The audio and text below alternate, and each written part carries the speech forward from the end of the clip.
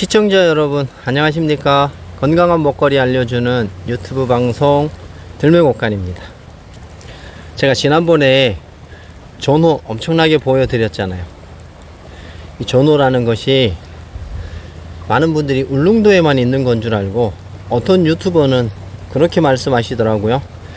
울릉도의 전호가 특산물이니까 사람들이 가져다가 내륙에다가 곳곳에다 심었다고 하시는데, 제가 요게 시간이 좀 걸려서 그렇지 언제 한번 우리나라에 어떤 곳에 자생하는지 기회가 되면 제가 전호 자생지 정확하게 어디다 콕 집어서 말씀 못 드리지만 그 지역에 어떤 하천에 전호가 있습니다, 그런 것까지는 알려드릴 수가 있거든요. 전호를 찾으러 나가시는데 제가 하천에 많다 그러니까 전호를 이제 찾으러 나가십니다.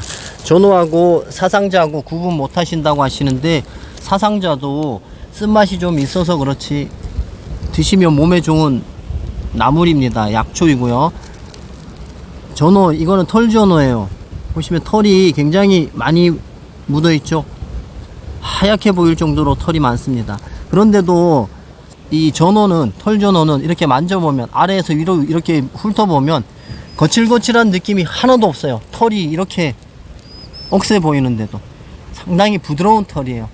사상자는 이렇게 확대를 해보시면 털이 유난히 많은데 여기 줄기에 많잖아요. 털이 아래를 향한 가시 같은 털입니다. 좀 억세요. 억센 털이 있기 때문에 전호의 부드러운 털하고는 전혀 다른 모습을 하고 있기 때문에 사상자하고 전호하고 구분이 됩니다. 그 다른 점인데 굳이 구분할 필요 없습니다. 하천에 나는 거 꽁 대신 닭이라고, 전호 없으면 사상자라도 뜯어서 조금씩 맛보시다 보면 언젠간 내 눈에도 전호가 보일 거야. 그러면 전호하고 사상자만 있냐? 아닙니다. 비슷한 식물 또 있습니다. 보여드릴게요. 지금 이곳은 제 놀이터인데 이쁘게 분홍색, 보라색이라고 해야 되나? 얼레지도 피어 있죠. 얼레지 앞에 있는 이 식물 전호처럼 똑같이 생겼죠. 초보자가 보기에는 흡사 전호처럼 생겼습니다. 전호가 있는 곳이 하천 주변, 골짜기 주변이다 보니까 그 주변에 습한 곳에 자생하는 식물들 중에 닮은 식물들이 많습니다. 이 식물은 복수초라는 유독식물입니다. 미나리 아제비과 식물이죠. 아래쪽을 보시겠습니다. 한 줄기 외대로 쭉 올라와서 위에서 가지를 칩니다. 가지를 치고 잎은 위에 와서 좀 갈라졌는데 위에 부분만 보시면 털도 없고 전호랑 가장 흡사하게 생겼습니다. 꽃이 없어서 잘 모르시겠죠. 복수초 꽃은 이렇게 핍니다. 노란색 꽃이 상당히 이뻐요. 유럽의 복수초는 빨간색이 핍니다. 동양권에서는 노란색이 피고 유럽에 있는 복수초는 빨간색이 핍니다. 노란색 꽃이 피었다가 수정이 되고 하면 이런 식으로 열매가 생깁니다. 요 전부 다 딸기 모양으로 생기는 요 열매가 하나씩 하나씩 날려가면 온 사방 퍼집니다. 요것도 한두 촉이 이렇게 많이 번진 거예요. 복수초는 사용을 잘하면 심장에 좋은 강심약도 만들고 상당히 유용한 약재인데, 생으로 먹었을 경우 이 독성분이 있어서 프로토아네모닌이라는 알칼로이드 독성물질이 있어서 생으로 드시거나 또는 데쳐서 드셔도 마찬가지입니다. 나물 중독 사고를 염려하셔야 되는 유독식물입니다. 곳곳에 전호가 있습니다.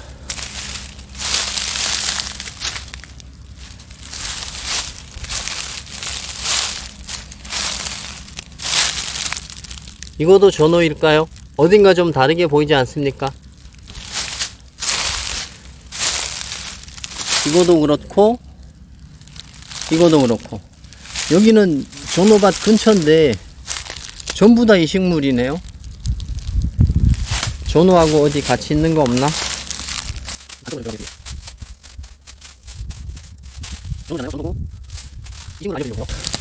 이렇게 놓고 볼게요. 전호는 조금 뾰족하게 보이고 요거는 조금 완만하게 타원형으로 보이죠. 이식물은 미나리과가 아니고 미나리 아제비과도 아니고 양귀비과입니다. 양귀비과 현호색 속에 괴물주머니. 괴물주머니는 또 여러 개가 있어요.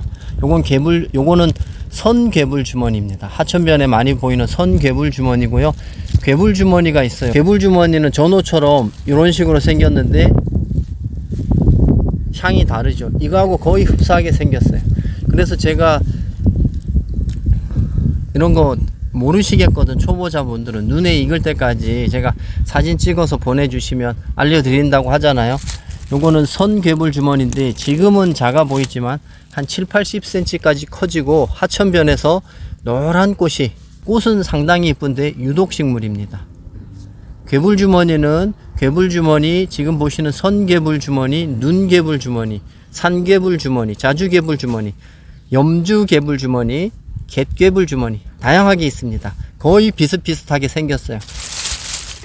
그냥 혼자 단독으로 있으면 어딘가 의심스러워서 채취 안 할 텐데, 전호하고 이 괴물주머니를 주위에서 유심히 지켜봐야 되는 이유가, 전호도 밑에서 여러 갈래로 갈라져서 올라오잖아요. 처음에는 로제트 형식으로 납작 엎드려 있다가 이제 직립해서 올라오는데, 괴물주머니도 그런 형태의 생활 패턴을 보입니다. 성장하는 모습이 똑같아요.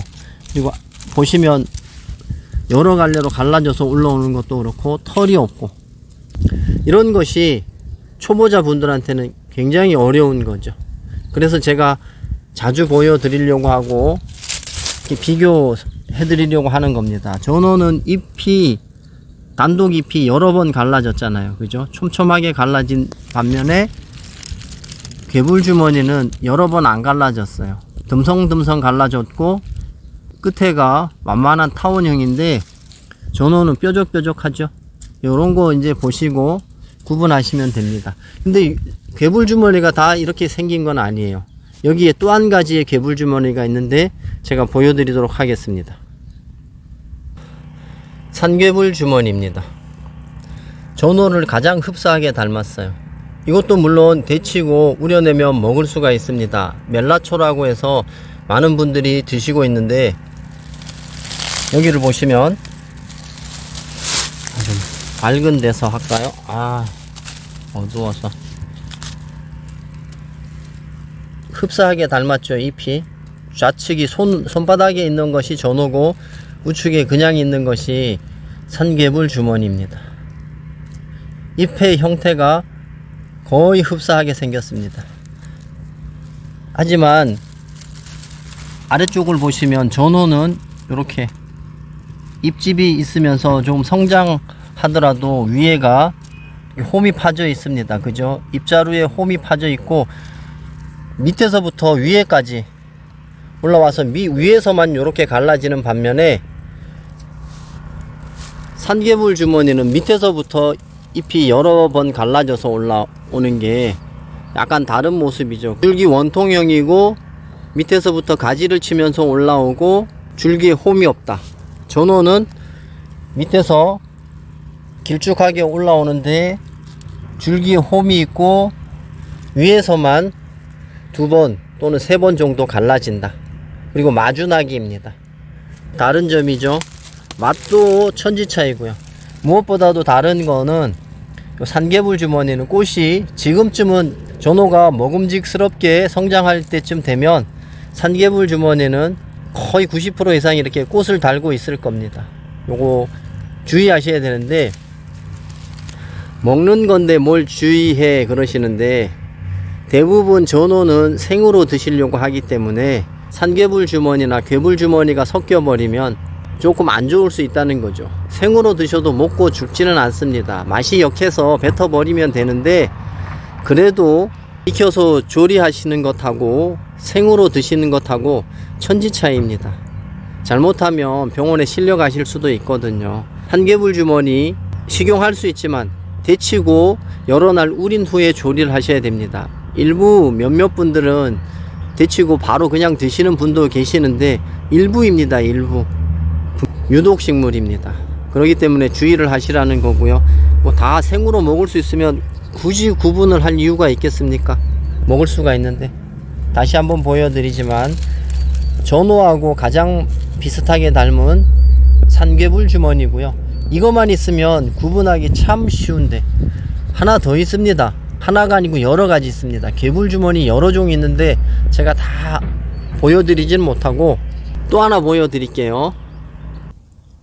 전어를 닮은 또 하나의 괴불 주머니입니다. 요거는 자주괴불 주머니인데요. 비슷하게 생겼는데 잎에 흰색의 반접이 좀 있고 약간의 흰색 빛이 전체에 보입니다.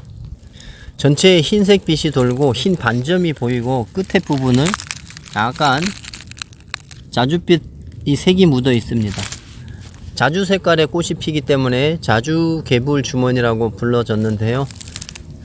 잘 보시고 끝에 부분 원래 요런 색의 색이 많이 묻어 있거든요.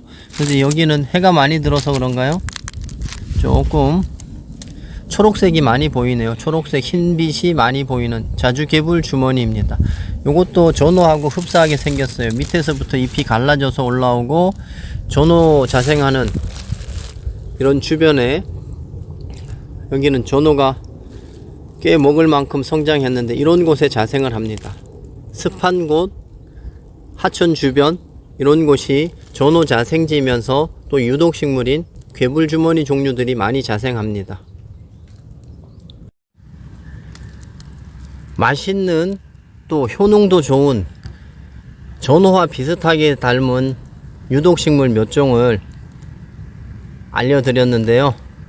이것 말고도 제가 지금 확인시켜 드리지 못한 괴불 주머니 종류가 몇 종 더 있습니다.